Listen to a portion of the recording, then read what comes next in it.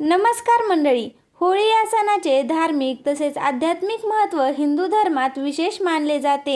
यंदा 2 मार्च वार सोमवार या रोजी होळी आलेली आहे. होळी दिवशी आपल्याला आपल्या घरामध्ये काही उपाय आणि काही सेवा करायच्या असतात.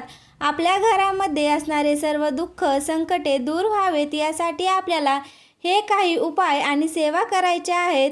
सर्वप्रथमतः तुम्हाला आणि तुमच्या सर्व कुटुंबाला होळीच्या हार्दिक शुभेच्छा.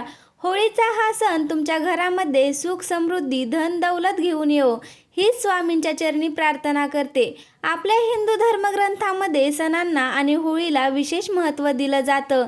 होळी दहन मनुष्याला आपल्या मनातील वाईट विचार होळीच्या अग्नीत जाळून टाकण्यासाठी प्रेरित करत असतात. यामुळे आपले मन हे निर्मळ व्हावे अशी अपेक्षा असते आणि त्यामुळेच आपले मन निर्मळ जर झाले तर आपल्या जीवनातील सर्व त्रास दूर होतात. दरवर्षी फाल्गुन पौर्णिमेला होळी दहन जे आहे तर ते करत असतात. वाईटांवरती चांगल्याची मात म्हणून हा दिवस आपण साजरा करत असतो. धार्मिक दृष्टीने हा दिवस अतिशय महत्त्वाचा असल्यामुळे याला वास्तुशास्त्रानुसार या दिवशी अत्यंत प्रभावी काही उपाय आणि सेवा केल्या जातात. आज या व्हिडिओमध्ये मी तुम्हाला एक अतिशय प्रभावी असा उपाय सांगणार आहे. त्यामुळे तुम्ही व्हिडिओ शेवटपर्यंत पहा आणि आपल्या चॅनलवरती नवीन असाल तर आपल्या चॅनलला सबस्क्राईब करा. तर बघा मंडळी, उद्या होळी आहे. तर होळी दिवशी आपल्याला घरातून एक वस्तू बाहेर फेकायची आहे जेणेकरून 7 पिढ्या त्यांचं दारिद्र्य नष्ट होईल. घरामध्ये अखंड लक्ष्मी नांदेल. घराची मुलांची पतीची भरभरून प्रगती होईल असा हा प्रभावी उपाय आपल्याला करायचा आहे. घरातील इडापिडा नजरबाधा नष्ट होईल. तर अशी कोणती वस्तू आहे जी संध्याकाळी घरातून बाहेर फेकायची आहे, कोणत्या वेळेत फेकायची आहे याबद्दल संपूर्ण माहिती मी तुम्हाला या व्हिडिओमध्ये सांगणार आहे. तर बघा मंडळी, हा जो उपाय आहे ना तर तो तुम्ही तुमच्या घरातील प्रत्येक व्यक्तीवर सुद्धा करू शकतात.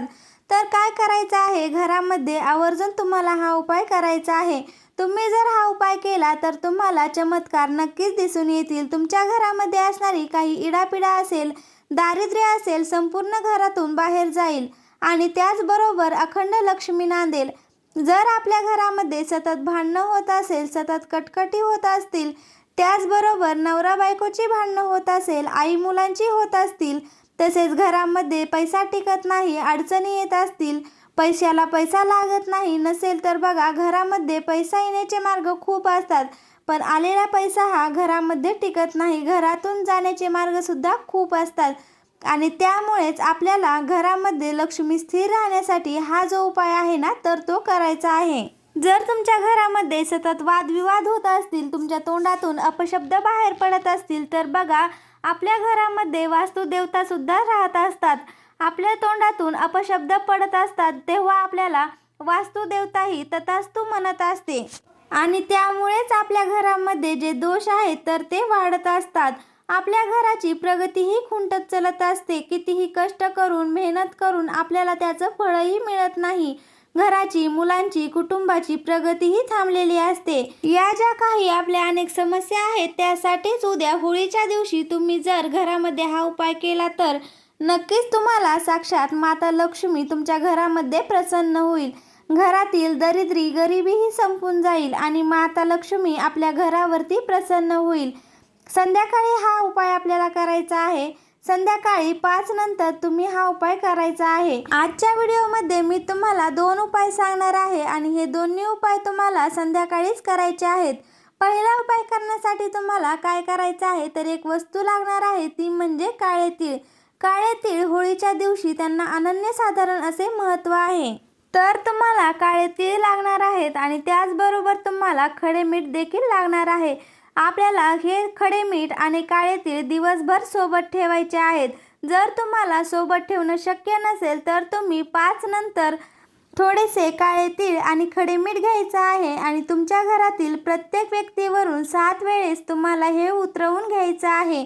उतरवून झाल्यानंतर तुम्ही जी होळी पेटवणार आहात त्या पेटत्या होळीमध्ये तुम्हाला हे सर्व साहित्य टाकून द्यायचं आहे आणि तिथे माझ्या घरातील माझ्या कुटुंबातील जे काही दोष आहेत तर ते नष्ट झालेले आहेत अशी आपल्याला तिथे प्रार्थना करायची आहे. त्यानंतर पुढचा जो उपाय आहे तर तो आपल्याला घरातील इडापिडा वाईट शक्ती नजरबाधा दूर करण्यासाठी आपल्याला करायचा आहे. यासाठी तुम्हाला काही वस्तू लागणार आहेत. तर त्या वस्तू म्हणजे एक नारळ घ्यायचा आहे.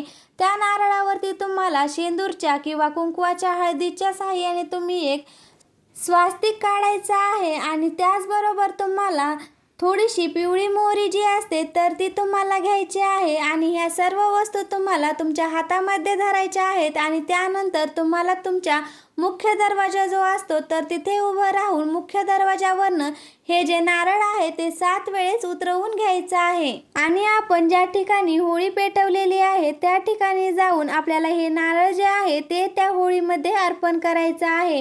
तर अशा पद्धतीने तुम्हाला हे उपाय करायचे आहेत. तुम्ही जर उपाय केले तर नक्कीच तुम्हाला त्याचे जे फायदे आहेत तर ते बघायला मिळतील. घरातील सर्व त्रास, दुःख, दारिद्र्य, दोष, अडचणी दूर होतील. घरामध्ये आलेला पैसा जो आहे तर तो टिकेल. घरामध्ये माता लक्ष्मीचा अखंड आशीर्वाद आपल्याला मिळेल. घरामध्ये असणाऱ्या ज्या काही वाईट शक्ती, इडापिडा, नजरबाधा आहेत तर त्या सुद्धा दूर होतील. तर उपाय करत असताना पूर्ण भक्तीने, श्रद्धेने आणि विश्वासाने आपल्याला करायचे असतात. त्यावेळेसच त्याचे फायदे आपल्याला होत असतात. तर मंडळी, कसा वाटला तुम्हाला आजचा व्हिडिओ मला कमेंटमध्ये नक्की सांगा. आवडला असेल तर लाईक करा आणि जास्तीत जास्त लोकांपर्यंत व्हिडिओ शेअर करा आणि असे छान छान माहितीपूर्ण व्हिडिओज पाहण्यासाठी आपल्या चॅनलला सबस्क्राईब करा. धन्यवाद.